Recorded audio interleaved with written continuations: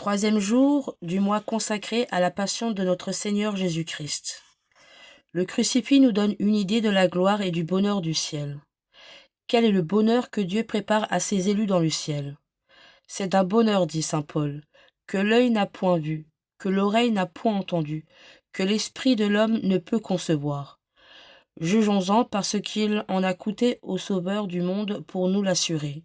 Il s'est anéanti, il a souffert la mort, il a répandu tout son sang pour nous arracher à l'enfer et nous assurer le bonheur du ciel.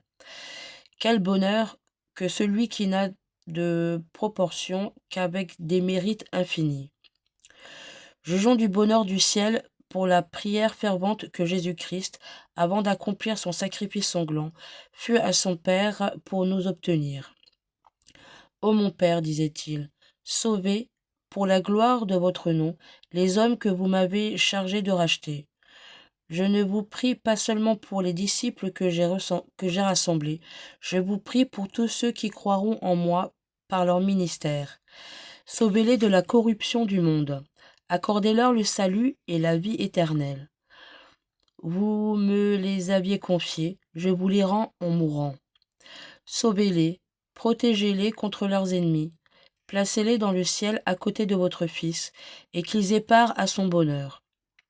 C'est pour cela que je me soumets aux rigueurs de votre justice. C'est pour cela que je vais mourir sur la croix et consommer mon sacrifice. Ô bonheur du ciel, que tu dois être grand, ayant été racheté à un si grand prix.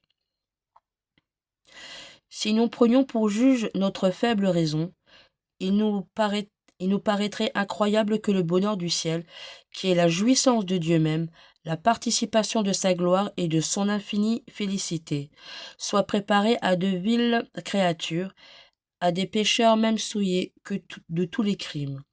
Je jette les yeux sur le crucifix, et j'y vois un mystère plus incroyable encore. Le Fils unique de Dieu, livré pour le salut des pécheurs, aux opprobres et à la mort. La miséricorde et la bonté de Dieu, pour moi, éclatent bien plus sur la croix que dans le ciel même. Si l'on me dit que c'est trop prétendre pour une vile créature et un misérable pécheur d'espérer que je verrai Dieu face à face, que je lui serai uni par un amour éternel, que j'entrerai en participation de son bonheur et de sa gloire, je dirai que Dieu a fait en ma faveur quelque chose de plus étonnant. Lorsqu'il a voulu que son Fils s'unit à ma nature, ce fut l'homme comme moi, se chargea de mes péchés et les lava dans son sang. Qu'y a-t-il de plus étonnant que Jésus-Christ ait reçu avec bonté le baiser du traître Judas, ou qu'il veuille me donner dans le ciel le baiser d'une paix éternelle? Qu'il soit mort pour moi entre deux voleurs, ou qu'il veuille me faire vivre éternellement avec lui dans la société de ses membres. Croix de mon Sauveur, vous confirmez ma foi, vous fortifiez mon espérance, vous embrasez mon amour, vous mettez un gage assuré du bonheur céleste qui m'est préparé. Depuis la rédemption du genre humain par Jésus-Christ, la libéralité de Dieu semble ne pas connaître de bornes. Il accorde le bonheur du ciel à ceux qui ont visité les prisonniers, qui ont soulagé les affligés, qui ont assisté les pauvres.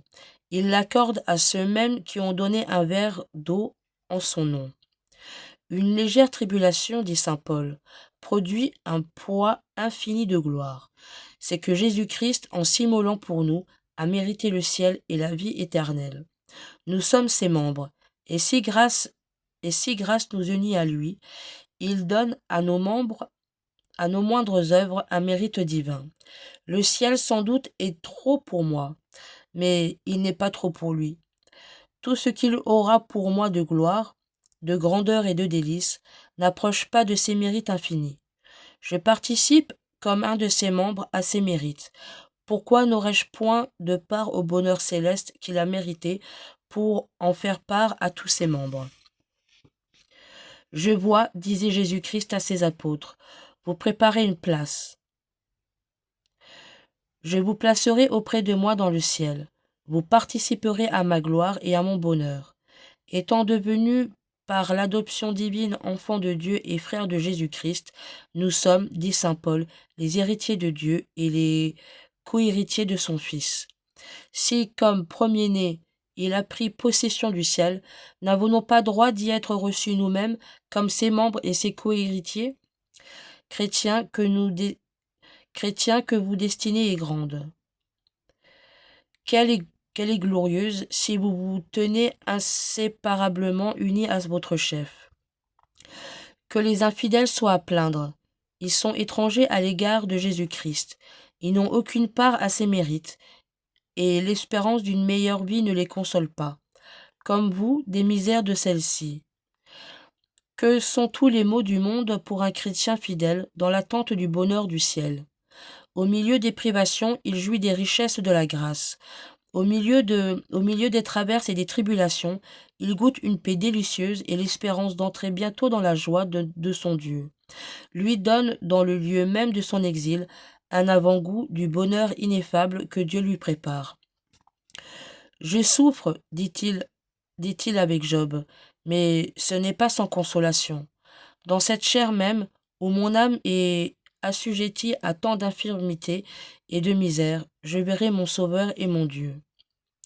Chrétiens insensés, plus à plaindre encore que les infidèles, pour des amusements frivoles, pour des biens misérables, pour des plaisirs honteux, pour assouvir des passions qui vous tiennent dans l'esclavage et vous déchirent le cœur, vous perdez l'héritage des enfants de Dieu. Hélas, il vous est acquis. Jésus-Christ l'a racheté au prix de son sang. Il s'agit moins pour vous de le mériter que de ne pas vous en rendre indigne. Et vous souffrez qu'il vous soit enlevé et donné à d'autres. Prions ensemble l'invocation à la Sainte Croix. Dieu Tout-Puissant, qui avait souffert la mort à l'arbre patibulaire pour tous nos péchés, soyez avec nous. Sainte Croix de Jésus-Christ, ayez pitié de nous. Sainte Croix de Jésus-Christ, soyez mon espoir. Sainte Croix de Jésus-Christ, repoussez de moi toute arme tranchante. Sainte Croix de Jésus-Christ, versez en moi tout bien. Sainte Croix de Jésus-Christ, détournez de moi tout mal. Sainte Croix de Jésus-Christ, faites que je parvienne au chemin du salut. Sainte Croix de Jésus-Christ, repoussez de moi toute atteinte de mort. Sainte Croix de Jésus-Christ, préservez-moi des accidents corporels et temporels. Que j'adore la Sainte Croix de Jésus-Christ à jamais. Jésus de Nazareth, crucifié, ayez pitié de moi. Faites que l'esprit malin et nuisible fuit de moi, dans tous les siècles des siècles. Amen.